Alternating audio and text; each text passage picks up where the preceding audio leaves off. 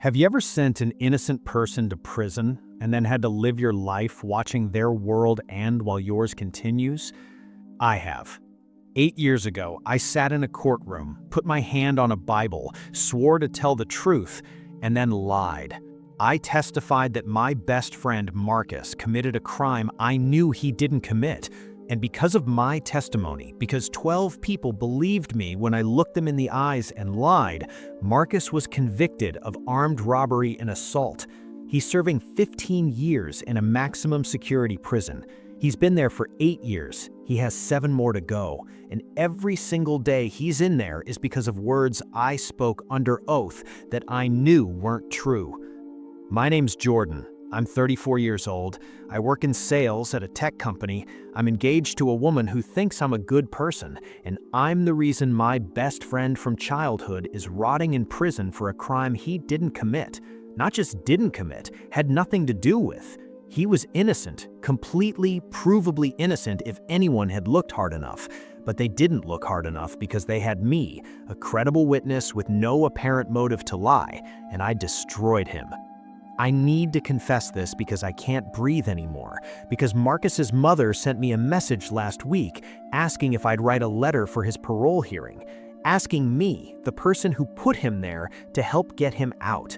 She doesn't know what I did. Nobody knows. Marcus doesn't even know, and that might be the worst part. He thinks I testified truthfully, thinks I genuinely believed I saw what I said I saw.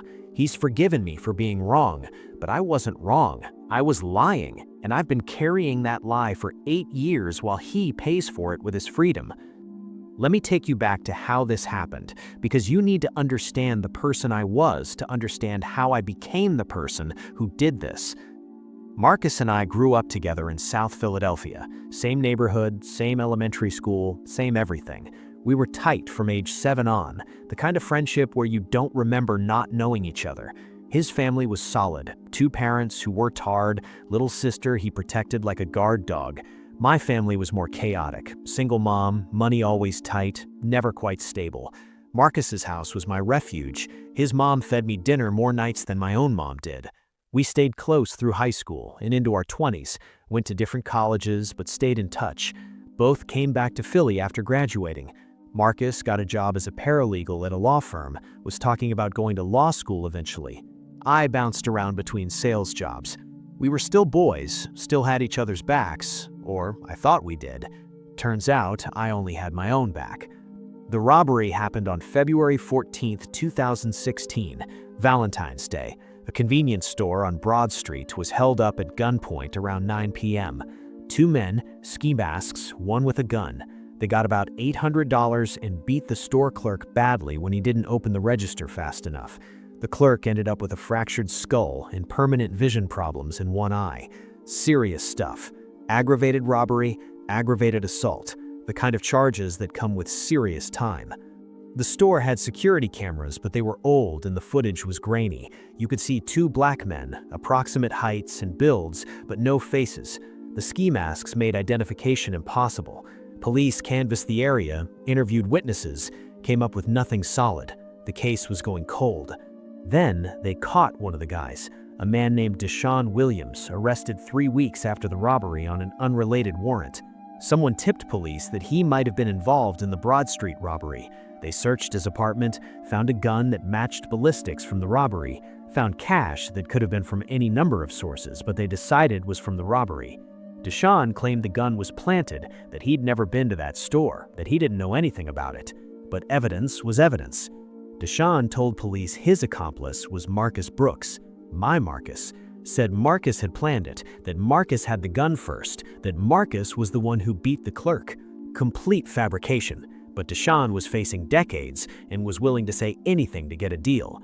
He told police if they gave him a reduced sentence, he'd testify against Marcus as the primary perpetrator. Police picked up Marcus for questioning.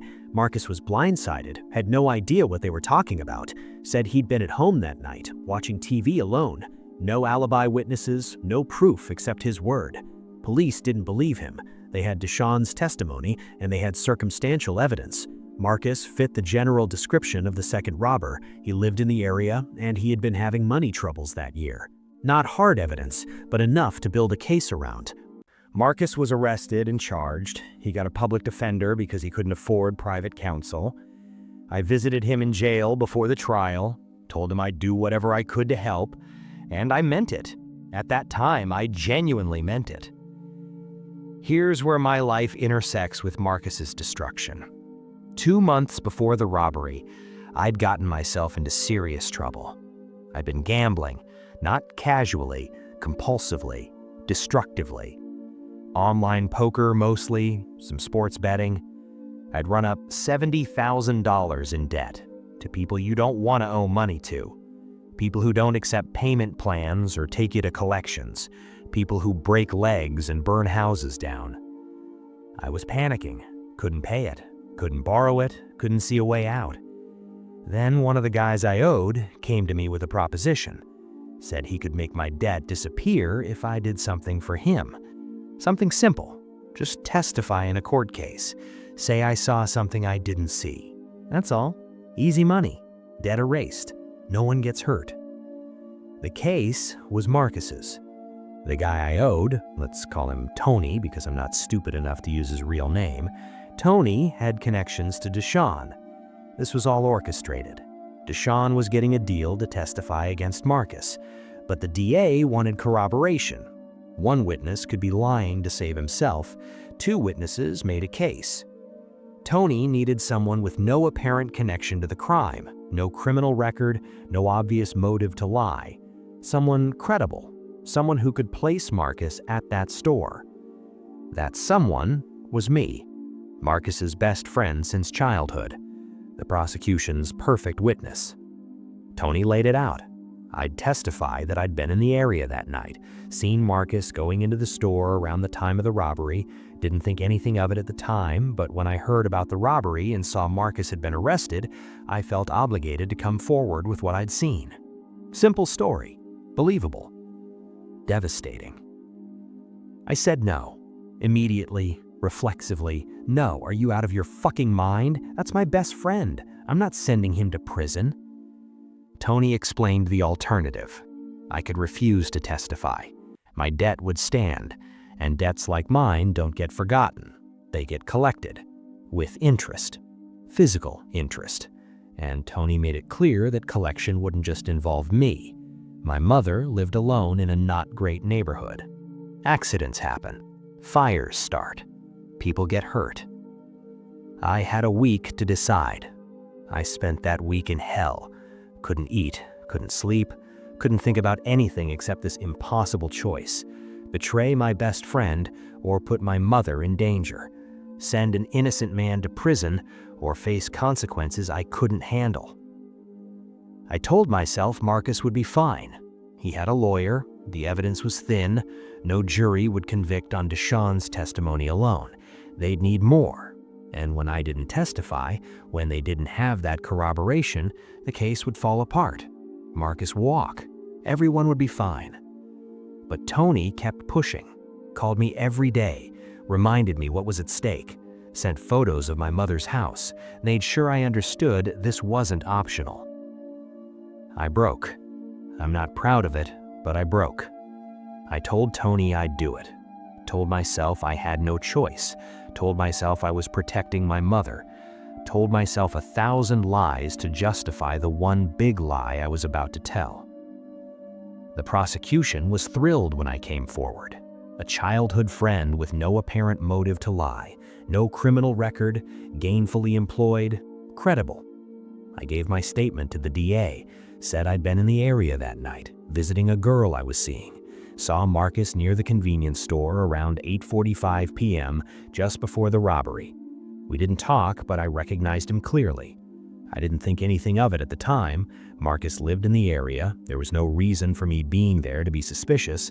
But when I heard about the robbery and then heard Marcus had been arrested, I felt I had an obligation to come forward with what I'd seen. The DA ate it up, asked if I was sure. I said yes. Asked if there was any chance I was mistaken. I said no. I was certain. It was Marcus. I'd known him my whole life. No question. Marcus's public defender contacted me before trial, asked me to go over my statement. I repeated the lie. He asked about the girl I'd supposedly been visiting. I gave a name, an ex-girlfriend who'd moved to California and would never be tracked down to verify. He asked about lighting conditions, weather, how certain I was. I had answers for everything. Tony had prepped me well. The trial was 9 months after Marcus's arrest. I spent those 9 months in a fugue state. Saw Marcus a few times. He was out on bail, staying with his parents, trying to keep his head up.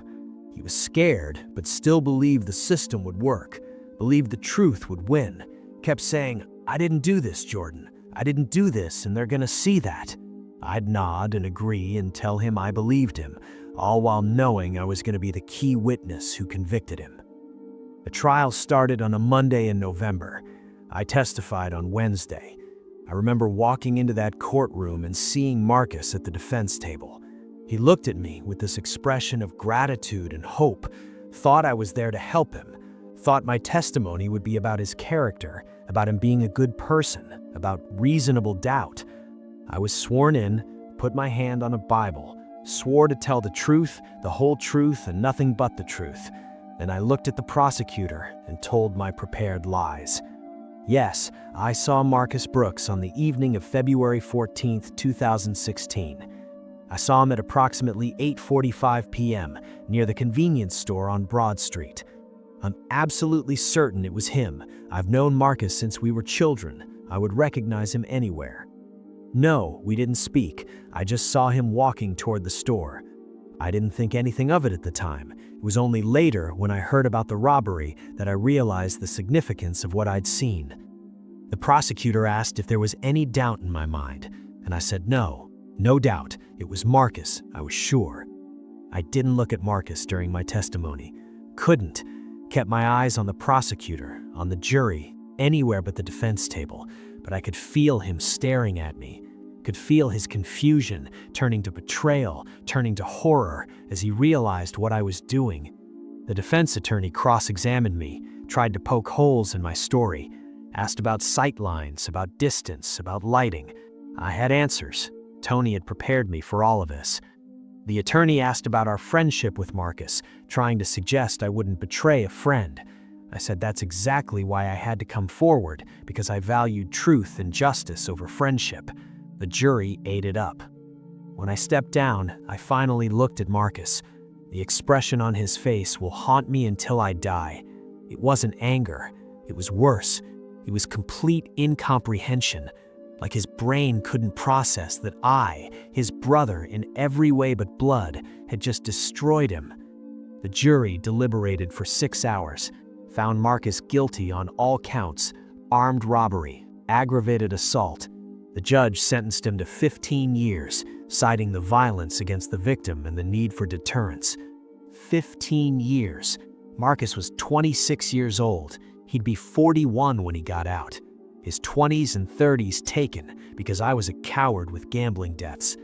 Deshaun Williams got 5 years for testifying against Marcus.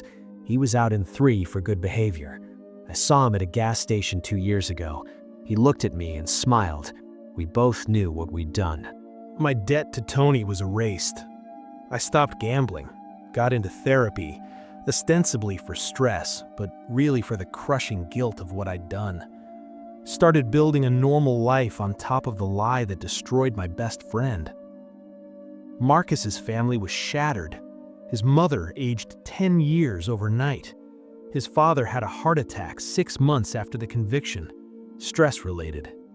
His little sister dropped out of college, all of them devastated by the betrayal of the person they'd trusted most. They thought Marcus was guilty because I said so, because if his best friend said he was there, it must be true. I visited Marcus in prison twice, both times at his request, conveyed through his mother. Both visits were torture. The first was a year into his sentence. He'd been beaten badly by another inmate, had stitches in his face, broken ribs. He sat across from me in the visiting room and said, "I don't blame you, Jordan. You saw what you saw. I just wish I could remember being there." He still believed I'd testified truthfully, thought maybe he had some kind of fugue state or memory loss, was questioning his own sanity rather than questioning my honesty. And I let him. Sat there and let my best friend doubt his own mind rather than admit I'd lied. The second visit was 3 years ago. He'd been in for 5 years at that point, had adapted to prison life in that way people do when they have no choice, joined a prison education program, was studying law, ironically, trying to understand the system that had failed him. He told me he was thinking about filing an appeal based on ineffective counsel, asked if I'd be willing to testify again if needed. I said yes. What else could I say? And I left that prison and threw up in the parking lot. Marcus's mother writes to me occasionally, updates about how he's doing, thanks me for staying in his life when so many others abandoned him, tells me I'm like a son to her, that she knows I must be suffering too, having to live with the knowledge that Marcus was capable of such violence. She thinks I'm traumatized by having to testify against my friend.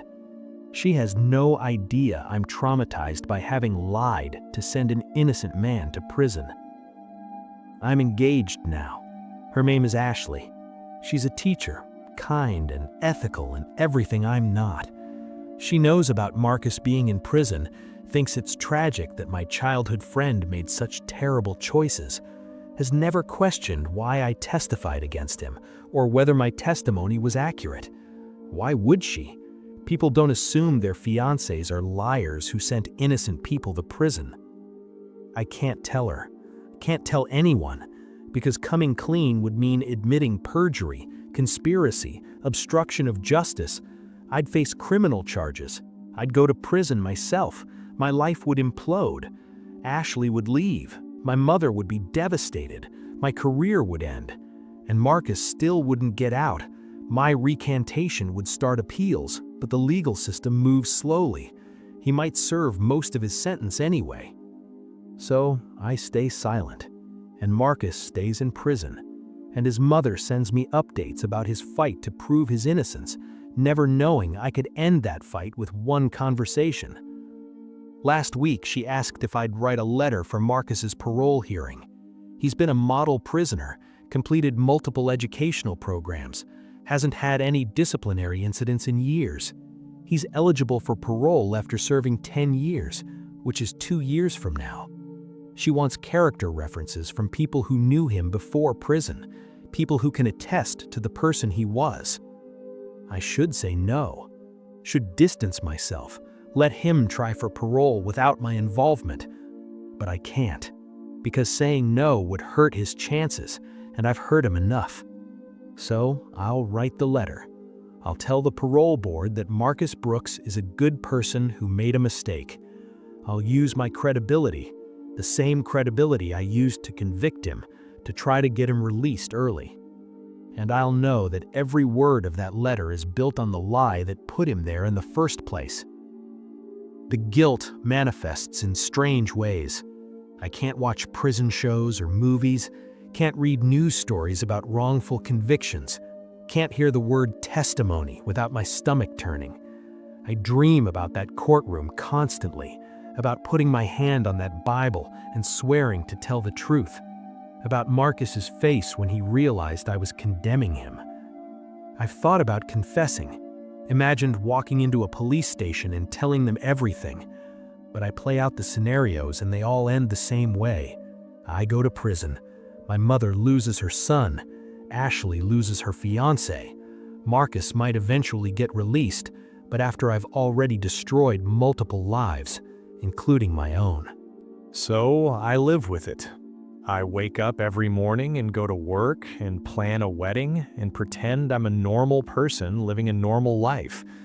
And every night I go to sleep knowing that somewhere in a maximum security prison, my best friend is locked in a cell because I was too weak to face my own consequences.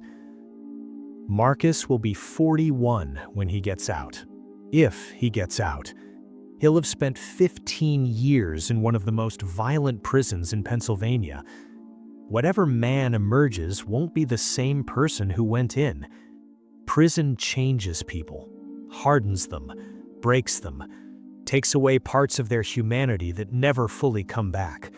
And I did that to him. Not the criminal justice system, not bad luck, not circumstance. Me. My choice. My lie. There's a philosophy question I learned in college. If a tree falls in the forest and no one's around, does it make a sound? I think about a version of that. If an innocent person goes to prison and only the liar knows the truth, are they really innocent? Not legally. Marcus is legally guilty because I said so. But morally? Existentially? He's innocent. He'll always be innocent. But he's serving time anyway because innocence doesn't matter if someone credible enough says you're guilty. I made him guilty with my words. I took a completely innocent person and transformed him into a convicted felon with a 15-year sentence. And I did it to save myself. To protect my mother, yes, but mainly to save myself from consequences I'd brought on myself through my own stupid choices. That's what I can't get past. Marcus is in prison for my mistakes, not his choices, mine. My gambling, my debts, my weakness. He's paying for my sins with his freedom, and I'm paying for them with guilt I'll carry forever, but still get to carry as a free man. If there's a hell, I'm going to it. Not for the lie itself, people lie every day, but for the magnitude of it, for the calculated, premeditated decision to destroy an innocent person's life to preserve my own comfort. For sitting in that witness box and looking at a jury and lying with such conviction that 12 people believed me over the truth. Marcus's 10th year in prison is this February. A decade. He's been locked up for a decade because of me. His mother is planning a small gathering to mark the milestone. She's invited me, wants me to be there because I'm like family, and because my continued presence in Marcus's life shows that I haven't abandoned him despite his crimes. I'll go. I'll sit in Marcus's childhood home and look at photos of the person he was before I sent him away. I'll listen to his mother talk about her hope for his parole hearing. I'll nod and smile and offer words of encouragement, and I'll know that I'm the reason she's marking this horrible anniversary in the first place. That's my confession. 8 years ago, I committed perjury in a criminal trial.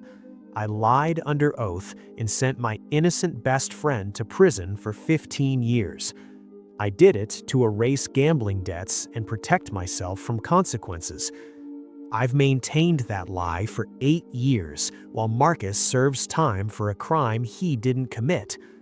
His family thinks he's guilty because I said so.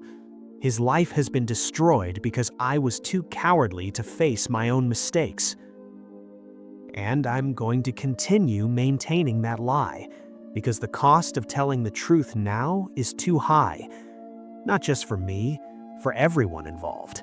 The legal system would be exposed as fallible. The victim's family would learn that justice wasn't really served. Marcus's family would have to reconcile years of believing he was guilty with the truth that he never was. And Marcus himself would have to process that his best friend, the person he trusted most, deliberately destroyed him. So, I'll keep my secret. I'll write letters for his parole hearing. I'll visit him occasionally and let him think I testified truthfully. I'll plan my wedding and build my career and live my free life while he counts down 7 more years in a cell he should never have been in. That's who I am. Not the person Ashley thinks she's marrying, not the person Marcus's mother thinks of as family, not a good person at all. Just a coward who destroyed an innocent man's life to save his own, and who's too cowardly even now to set things right. Marcus Brooks is innocent. He's been innocent every day of the last 8 years, and he'll be innocent through the next 7. And I'm the only person besides Tony and Deshawn who knows that truth, and I'm never going to tell it. That's my confession. That's my burden. That's the truth I'll die with. And Marcus will die never knowing that his best friend was the one who took everything from him.